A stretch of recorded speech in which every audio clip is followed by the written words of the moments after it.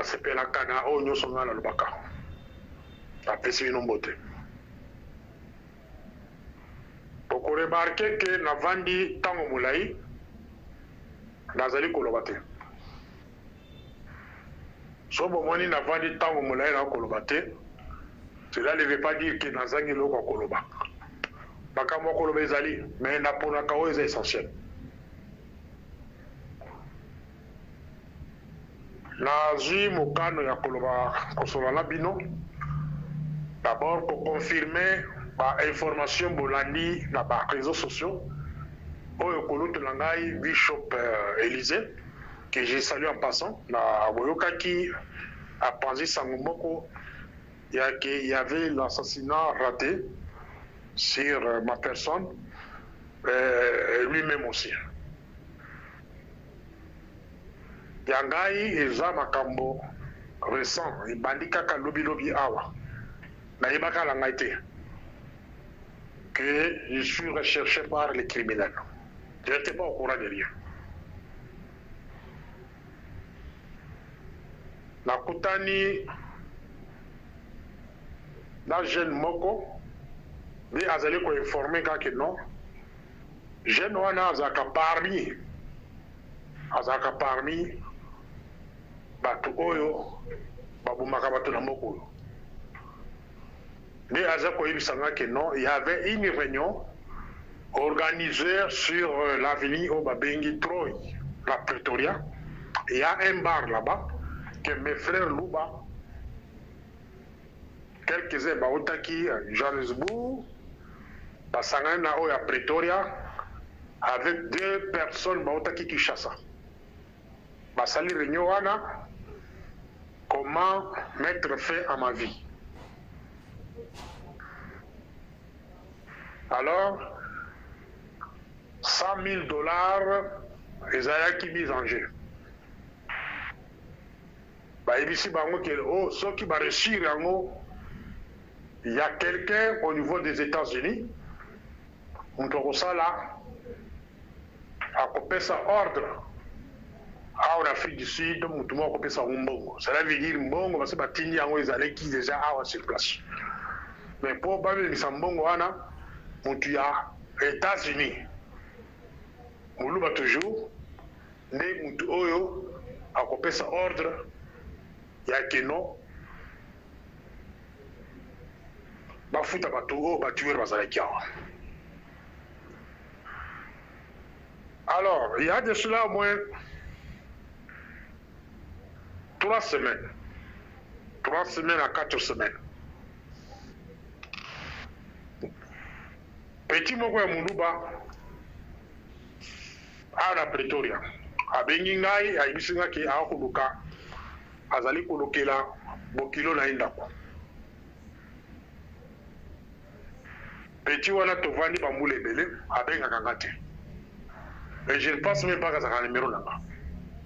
Je peux dire que depuis 2011, à Tiaro Benga Ngate.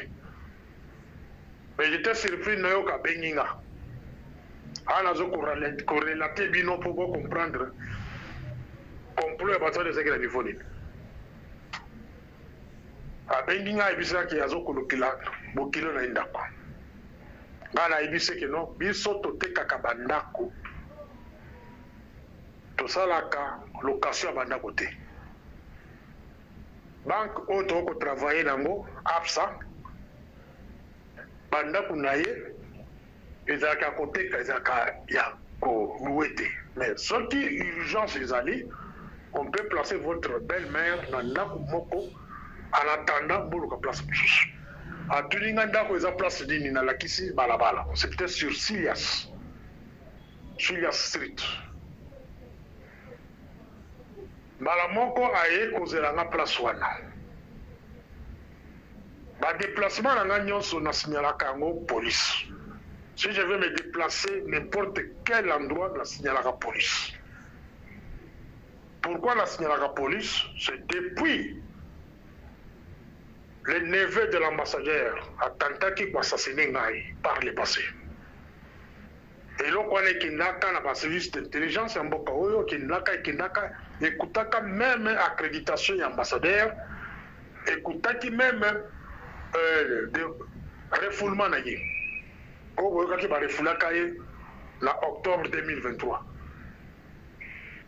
C'était à partir ya buzoba ya neve na ye oyo atantaki kosala liboma ke aye koassassine nga. Donc à partir de là mboka oyo batianga na kati ya cage na bango, donc basurveillaka mouvement na nga nyonso. Si je vais me déplacer natindela bango esika na kokende natindeli commandant oyo aza chargé ya makambo na nga ya sécurité na ngai ke nazokende esika boye mutu te abengi ngai, mais je le suspecte ayebisi nga kino azali sur place te, mais aza mpe na moyen te kosécurize nga ou bien kotinda bato sur place. Donc quand la sentir langage wana nayebisi peti wana ke nazali te, mais peti azalaki déjà na troupe na ye sur place bakozela nga. Alors quelque temps après boyoka ndenge nzambe alalaka te akoti na esprit ya peti wana, peti azokoyebisaka ke non vie eloko na kolokela yo eza makambo ya marche, il faut organiser marche bato moko bauti Congo bato ya ANR baza besoin na yo mpo organiser marche awa na Afrique du Sud. nayebisi ke nga na organizaka marche te, marche moto organiza bamarche awa c'est Thomas Kamwend, le pasteur Thomas Kamwend. Ceux qui vont venir à la marche à Rwanda, c'est parce que Rwanda, c'est parmi les criminels, envahir Bisso, Baboui, Congolais, et il a eu qui Kamwend a organisé marche de la Kindaki. Mais dire aux gens de l'ANR que Ngai, Nazawa, n'a pas organisé marche awa, donc va taper à côté. Et puis ceux qui battent ANR, Balingi va organiser marche en Afrique du Sud. Baouta Congo te baya awa. ANR est représenté ici l'ambassade. Ceux qui ont besoin de Ngai, ils inviter Ngai. Ceux qui ont moyen service de Ngai, na terrain, ils ont kitoko, na organiser ma marche à Mine, na mona yango, na kombo na Ngai, na preuve ezali, ba kopeng, ça Ngai pour na participer. Cela veut dire l'ambassade va m'inviter. Alors, ils ont besoin d'abord m'inviter. J'invite l'ambassade. Parce que je vais tenter une ambassade. Si je peux compter aujourd'hui, au-delà de 10 ans, 15 ans aujourd'hui, en termes d'être ambassade. Pour mes propres raisons. Peu d'entre eux ont ambassade. On va tout année, on va organiser ma marche. Il y a un mot qui est ce qu'il était. Mais il y que non, il y a un bango, il y a un ça biloko wana te. Na kosala biloko wana te. Il y a une sœur à Koufaki, Maman Bibi. Azali moi c'est camarade na biso. Basenga ki service na église on a sambela. Pour que bon organiser des dans la église. Ils ont amené les corps dans l'église. Et j'étais parmi les organisateurs. Pendant que les corps étaient déjà exposés dans l'église, il y a une dame qui a dérangé dans l'église. Alors ça m'a kelele. Tobimisi libanda. Le moment où la bimisi moi son libanda. Ba tueur bazaki déjà dans l'église, ba temi libanda na mutuka. Ba kangiga photo pour confirmer que Zangaï, une photo là, batindili mutu à États-Unis. Et notre frère Moulouba aux États-Unis. D'abord, parce que l'enquête est en cours. Les services sud-africains, basés sur la banquette, il y a ceux qui sont aux États-Unis, ils ont une liaison de la présidence de la République. C'est ça le problème. Quand il y a une photo, batindili mutu aux États-Unis. Mutu aux États-Unis a confirmé que c'est bien lui. Oazalaki na mutu kalobiki to bete masasi mususu alobiki so bete masasi awa eza pembe na police bakokangela biso sorti nyonso tozala moyen kokimba bakokanga biso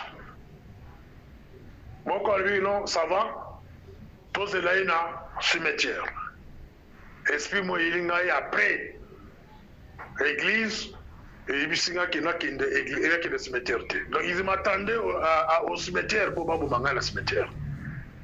Ngai bakotikala kobomangati. Les pouvoirs de la mort ou de la vie et utakana notre langue. Je confesse au nom de Jésus-Christ, au nom de servir comme son serviteur. Bokotikala kozwangaiti. Bino nde bokokufa. Vous allez observer ma vie à partir d'aujourd'hui. L'année prochaine, je vais témoigner. En 2011, je pense que les enfants de Pretoria, en 2011,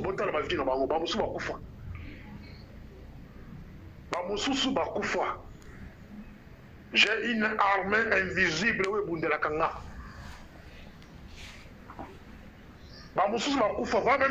Parmi eux, il y avait des pasteurs qui avaient trahison sur moi.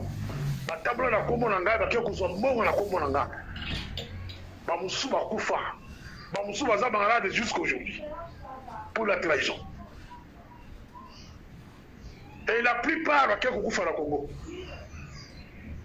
Et la plupart de l'église de Kanama. Ils sont des malheureux aujourd'hui. Avant ya kobundisa mutu, bosa la investigation sur lui. Boye ba sur le niveau spirituel à un niveau ni. Bozali ko do toucher mutu ba touchakati facilement. Nazali na mbongo te mais nazali la force spirituelle. Bota la kaka data lelo. O nyonso participer la complot ko bomangai. Pour comprendre que beaucoup de gens sont et bango sont beaucoup de malades beaucoup. Vous allez avoir septembre moko sous forme de cancer, mais vous avez cancer té. Bota la bango quand vous avez na barwana l'équipe vous va côté la bango. Ba photo la bango ils ont déjà la service d'intelligence parce que moi la bango ça la carte la bango azo bango photo.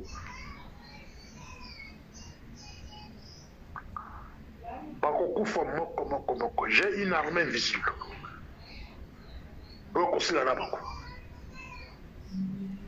Procédure à Koboma Muntu.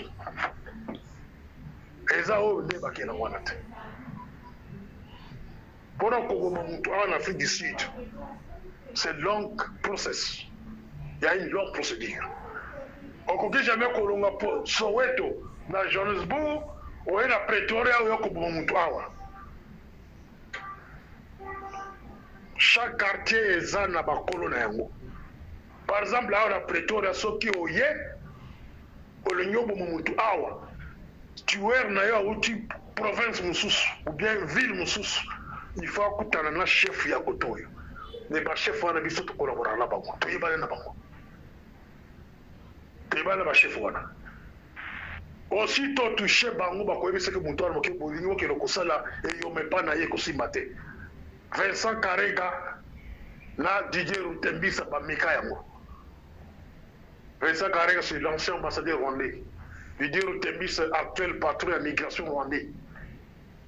Avec chef de station, il y a ANR Awa, plutôt. Il y a service de sécurité extérieure, il y a Rwanda Awa.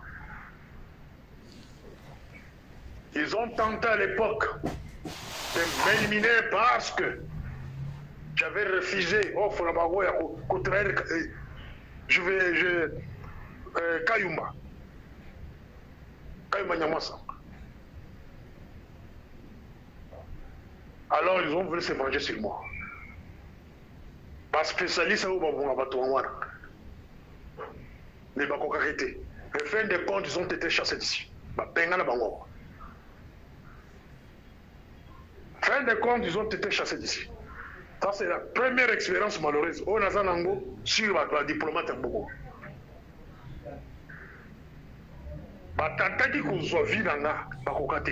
Ils ont tué un de nos amis, Patrick, colonel Patrick. Mais tout le monde a tué le pays bien ou très bien. Là, tout va au Sénégal. Et elle va commettre tout le monde et s'y mater. Bakumi la tour Kayumba et Simbate. C'est comme bino banyanga la kato. Ba villageois, bo tu sais qui wa bi bo ko ka mongo na mutuna na. La mboko yo. Votre frère est au pouvoir, rentrez au Congo, il va vous donner du travail. L'objet Nazaré qui a servi son renseignement dans beaucoup d'interrogations à Bango pendant 7 heures de temps. Ce que j'ai appris de mes frères, au bazo qu'on va dans les bandes à pays, ils ont sonné. Ce qu'ils ont dit, personne au bazo qu'on reprochait d'un crime. Oui, bazo va dévoiler propre. Quelle honte! Votre frère est au pouvoir, rentrez au Congo. Pourquoi rester ici pour commencer à commettre des crimes ici? Pourquoi? Hein, mes chers amis? Makila nyon seza kusimba te. Makila nyon seza kusimba te. Mais là, quand ils vont faire des investigations, ils vont trouver liaison. La présidence de la République, dans mon toit à la carte des États-Unis, va trouver qu'il va collaborer avec la carte de criminalité. Parce que moi, j'ai détenu encore des preuves. Il y a conversation à la présidence dans mon toit à la carte des États-Unis. J'ai détenu ça. Un jour, il voulait envoyer l'audio, je ne sais pas de qui. Azotin audio. Audio, on a zokotinda. Et la conversation est privée. Non, moi, si moi, ça à la présidence. Il y a haut niveau. Mais il y a dans une audio, là. Mes chers amis, ça m'a la raté. Ça m'a la raté. Donc, mais les enquêtes qui n'arrivent pas, est-ce que réellement il y a États-Unis à impliqué ou pas? Regret Zabini parce qu'il y a un aux États-Unis tout ça qui est soudé. Très soudé. Confidence. Débat en anglais. Mais si on apprendre que y a la carte de Kwadro Mokili, ils en appartenté. Donc dans ce monde, il ne faut pas faire confiance à personne. Donc, raison pour ça, l'enquête, il faut la connaître. Est-ce que c'est bien lui ou quelqu'un d'autre? Mais si l'Afrique du Sud va établir que non, effectivement, moi, si à mon consultant, déjà impliqué dans l'organisation, il y a des activités de terrorisme. La Liban est un pays. La première des choses, va interdire à côté de soi. Et j'avais appris même que son frère devrait être ambassadeur ici, dans ce pays-ci. Avec les gens de preuves. Non, petite sœur Naï Azali, qu'on s'organisait, na jeune baluba, au bazar libanda pays pour passer la crime, il y a terrorisme, acte de terrorisme à travers le monde. Bon, il y a que moi, si beaucoup de personnes en Belgique, ceux qui en France, je pense que 350 000, pas preuve les alliés, pas au-delà des alliés.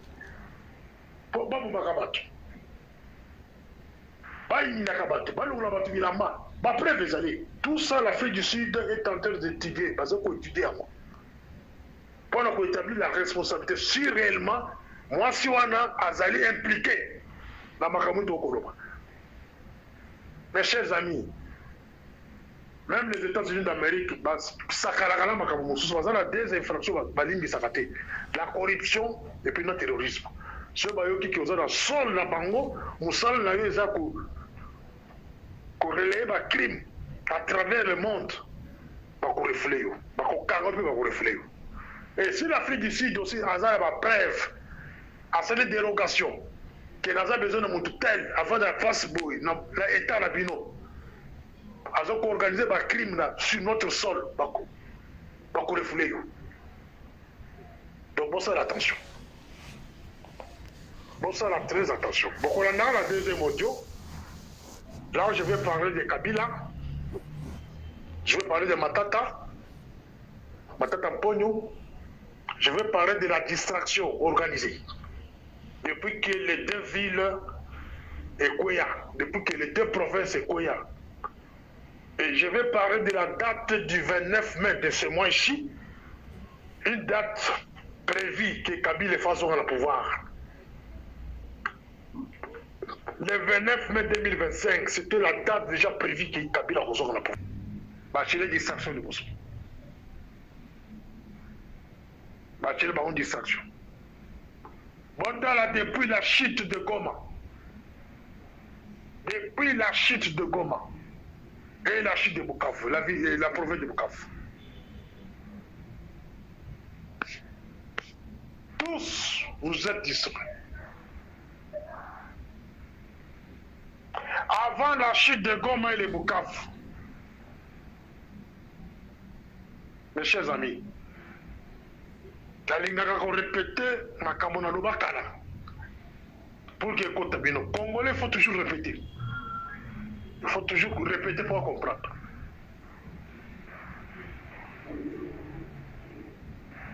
Il y a eu un gouvernement. Gouvernement c'est un gouvernement qui a été mis en place pour la collectivité Est à Congo. C'est ça la première mission du gouvernement. Beaucoup de gens ont été. Ce gouvernement, ce qui vous a bien, Félix Azui, moi, Mindeze, un tout nélotique de Rutshuru sous responsabilité de la rebelle. Mais c'est celui-là qui est à mon account, Moutoumala, qui a coupé ce ministère de affaires coutumières. Est-ce que les Congolais voient la cantine affaires coutumières? Ministère voilà. Le ministre des Affaires coutumières a na pouvoir il y a le chef coutumier en catimini. Il y a persuader Bango. Ok, donc tu vas vivre Mutombokacha. Je ne sais pas s'il est encore en vie. Mais on vit Mutombokacha. Le roi n'est pas vie la vie sur Kati. Nous avons proche Mutombokacha. Avec le ministère des Affaires coutumières. Lui et Malumba Mangoula. Je pense que Malumba Mangoula est déjà décédé, je pense. Personne. Mais pour Mutombokacha, j'ai évité. Ce ministère-là des Affaires coutumières, le président Mobutu ne donnait pas à n'importe qui. S'il avait confié ça à Mutombokacha à l'époque, il savait le pourquoi. Le pays est en guerre. On a déjà récupéré quelques parties au niveau de l'Est au Congo. Et vous allez maintenant donner le ministère des Affaires coutumières à un Rwandais. De Rutshuru, un rwandophone, pour gérer les coutumes du pays. Pendant que nous avons un problème, il y a une ethnie. Vous allez donner ce ministère à la Moutouana. Ça, c'était le premier signe qu'il y a un complot là-bas. Moutou, il a fait ça quand il est canissé, que non, Bacha. Moi, Mindé, c'est comme ministre des Affaires coutumières. Azali Nakou. Compositeur seulement, il y a plein, il y a liste de ministre avec Nakou. Et dans le bazar, au niveau de Bounangana, dans quelques villages. On a moins Mindeze. Le ministre des Affaires intérieures, Jacques Chabani, toujours de l'aide du Nord Kivu. Ministre des Affaires intérieures. C'est celui-là qui gère les provinces, qui gère les Redoc, qui gère la police, qui gère ANER, qui gère les TGM. Donc, sécurité en Mokéza laïe. C'est-à-dire, Est à Congo, confié qu'il y a un Est. Avant la chute, il y a une province au Bibali. Est à Congo, Félix Assali, gouvernement, a confié dans l'Est. Intention, il y a confié dans la responsabilité, on les allait qui nous éviter. Mais c'est derrière. On a soumis par l'autre côté. Moko na Rutshuru, moko na Goma. Au côté de la sécurité intérieure, mon côté de la sécurité intérieure, Mboka Bobimba. Il est toujours Moutou ya Bukavu, Moutou Est. Mwenze, c'était Mwenze. Chef du département intérieur, il y a ANER, Mwenze. Moutou Est. Au côté de l'Assemblée nationale, Papi son Kabere, Bukavu, entre guillemets. Est, il y a Congo. Au côté de la directeur des cabinets, c'est au même moment où on va changer Bâtiment Swan. Directeur des cabinets du président de la République, Anthony Kizo, Est. Allez-y comprendre que Eloko Bougibandoko s'est préparé. prêt donc dans niveau armé balongoli Chico Chitambe va faire remplacer par Pacifique Massozo un autre petit aéronautique comme commandant 3e zone militaire Pacifique Massozo. Bon, on a changement wana de facilité chute il y a 2 provinces. Et depuis que cette prise en 2 provinces on est salami, elles ont la Jacques Chabani, elles ont la Caméré, elles ont la Moine Mindeze, elles ont la Baonyo sur Bobenga Badani, et ben notaire il y a Nord Kivu Sud Kivu, mon côté c'est la déclaration condamnée rébellion. Voilà, dans un niveau rappel. Dans un niveau rappel à quoi qui avant que ma chita ma mokane kwea de province on a boté la préparation ba oyo on va la kata complot ya mokana ne ba cha gouvernement en place, la présidence en place, sécurité en place. Le loko musuna bosani mais bino ko bakisa so bona na bien. Cela veut dire ils se sont bien organisés à Kochaba na Est. On va contrôler la prise de la province de son nom. Bref, nous sous. Ce qu'on peut observer depuis que ma province est Koyi. Première observation. La présidence et le gouvernement, particulièrement pour ça l'effort de mon côté, il y a pour récupérer la province. Même d'attaquer. Seule distraction est dans les réseaux sociaux. Ils ont chanté Wazalendo, Wazalendo, Wazalendo, Wazalendo. Wazalendo, en question, ils ont chanté, mais ils ont chanté pour ce mon côté. Dans ma belle.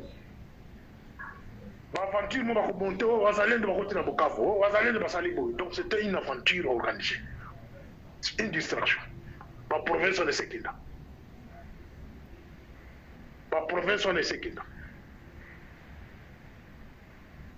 Première distraction. Dans niveau observation. Deuxième distraction. C'est le procès Matata. La ville est Kouéi, ville à Goma Tango Kouéi, peuple est tombé, il y a attaqué l'ambassade, il y a Rwanda, Ouganda, Européens. Camarade Félix Aleki la télévision, le biki non, on a répété les sources, Bako Kangaye. Bon, mon angle, wapi. Il est en Afrique du Sud, Zimbabwe, la province, beaucoup pour les bateaux, la Ramaphosa tellement lui que non, on a répété les sources, la Kangaye, la Kotia, la prison en vie. Mais les mêmes jours, Ramaphosa a pouvoir, Bako Tumbaye. Peuple a moko dans la vente de na yebile bango a coexister en terre. Mais na Congo province Kouéi bato babibi na colère bato mi ambassade ya ba pays complice mais yo président de la République obibi on lobi que non on répéter on lisusu koyoka yango bokavo ke na kipe et avant ba prise à ba province wana ba organiser ba distraction musique na poto ba organiser ba distraction musique et ni ba fête en Afrique du Sud. Et nous devons organiser le bureau de la présidence. Avant prise à des provinces, on va organiser distraction. Il y a maman Marthe qui a son conseil de Swahili et tout ça, on a demandé à la maison civile de contredire le bureau de contredire en côté, de faire démentir en côté.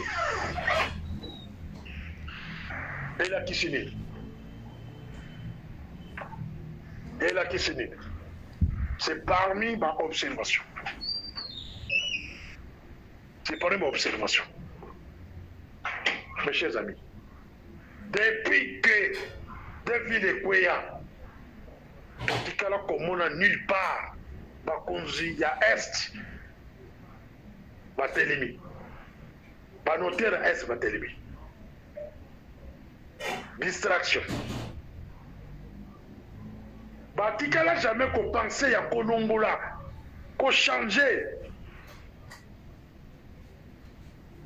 Bakonzi onyo sur armée au bachek baona est avant baté province Kouéa. Baton batikele intact. Pour selon Félix na batunaye pacifiquement sous tous ces officiers là qu'on avait placés à l'est, mérité aux Alawana. Qui est là? À quel point penser que vous l'avez?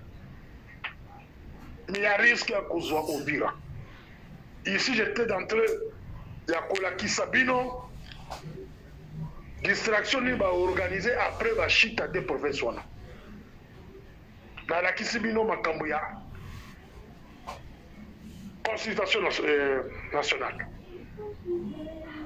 qui n'avait rien à voir avec Makambuya, il y a chute de Goma et Bukavu. Va organiser ma consultation. Mes chers amis, résultat de la consultation, les amis.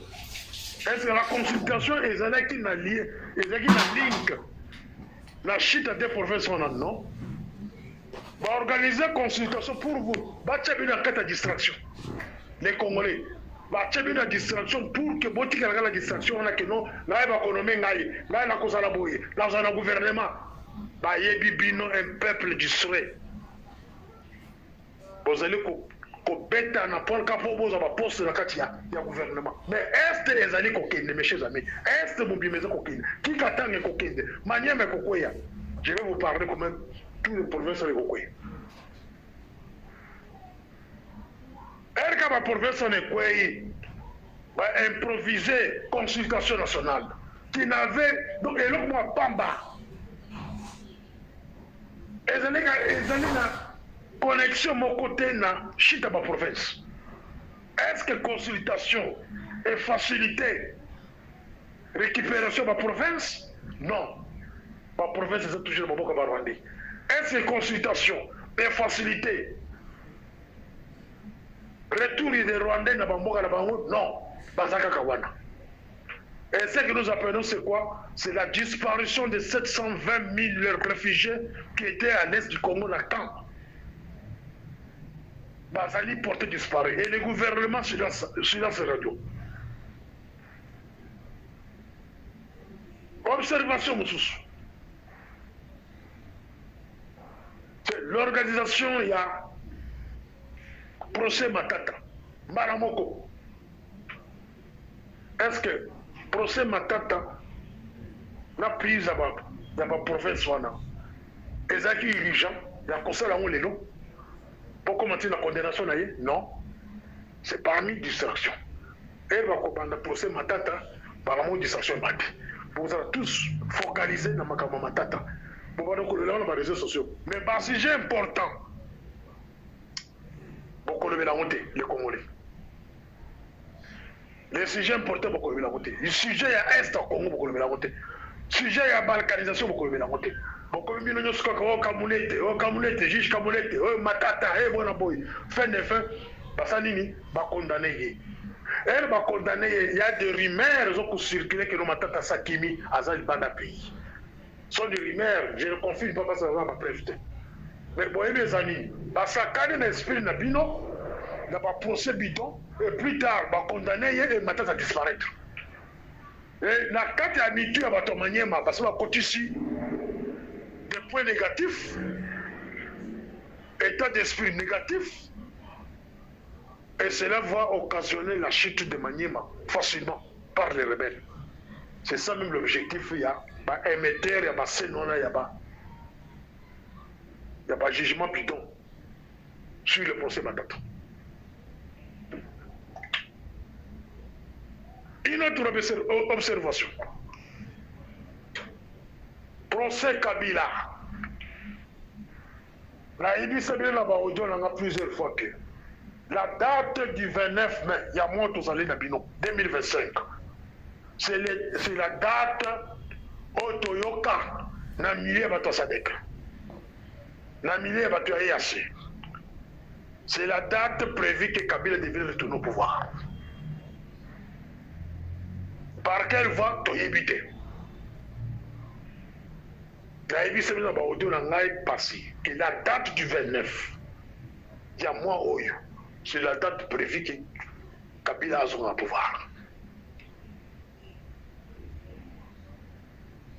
Au même moment, Tomoni, Kabila, Bazali Kosamba, Basengi na Sénat, va poursuivre.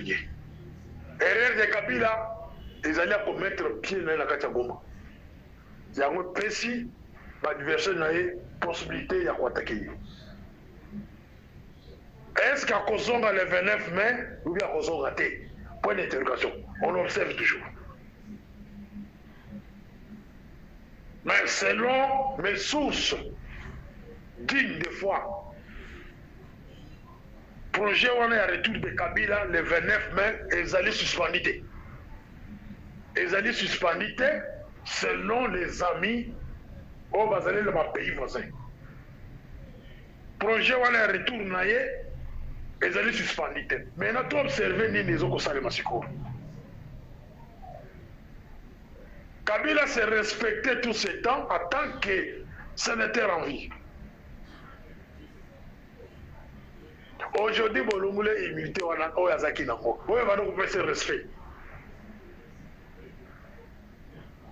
Je peux conclure que vous rendrez ce qu'on a commis rebelle au sens propre du mot. Pour le moment, il est libre. L'Obi va comprendre à côté de la Katanga avec une autre armée que vous ne connaissez pas. L'Obi à côté de la Maniema passe à côté de Wahibita, la rébellion Moussous. Et il commence à avancer. À cause de tout ça, quand on a Kishasa, on a bandit Maman Bitouma la Kishasa. Parce que vous l'avez déjà rendu à commis rebelle. Il est comme moi aujourd'hui. C'est un citoyen simple de plusieurs. C'était une erreur. C'est-à-dire, émetteur, il y a Elokwana qui va s'embisser à Kabila. Il y a une impossibilité. Il y a s'embisser à Kabila qui chasse. Il y a une impossibilité. Il y a un mandat d'arrêt international. Et si il y a un pays, il y a un Kangaï. Ces pays-là, ils ont la Zimbabwe, il y a un Kangaï. Afrique du Sud, il n'y a pas de Kangaï. Namibie, Tanzanie, tous ces pays-là, je sais le pourquoi. Erreur et outil à Kinshasa. Il ne fallait pas qu'on lève l'immunité parce que ce n'était pas important. Vous levez en gros, vous avez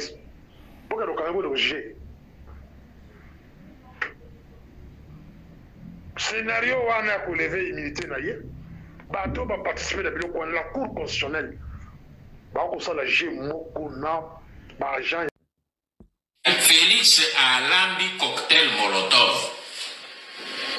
Bokeba.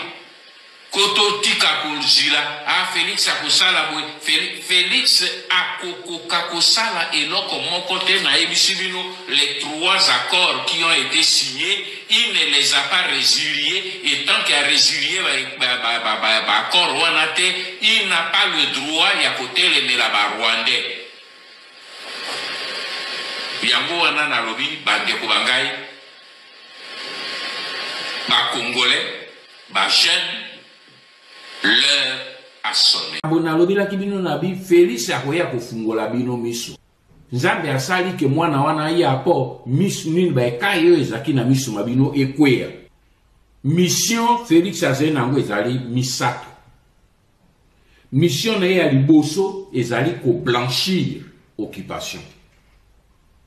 Mission na ya mibale ezali ko endormir le peuple congolais pour que mission ya misato a légaliser l'occupation et la balkanisation du Congo. Bobo Sanate retenu 3 missions wana soki to stopper à tenter lobby beaucoup mi rappeler que honoré ngana ebisaka kazena 3 missions yango et accomplir yango. Nous devons stopper ce garçon. C'est notre fils, c'est notre frère, nous devons le stopper.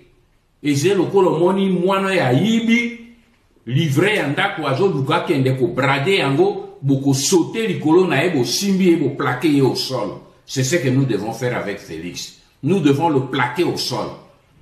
Pour que tu retires na maboko bato azo ba yaka ko aider. Maintenant, j'espère que ce langage là va disparaître. Pour bomoni que moto bino zo lukabo aider azena idée à côté ba aider était. Azenda na idée à aider ba nguna. Alors la seule solution biso to zenango to simbaye to plaquer au sol.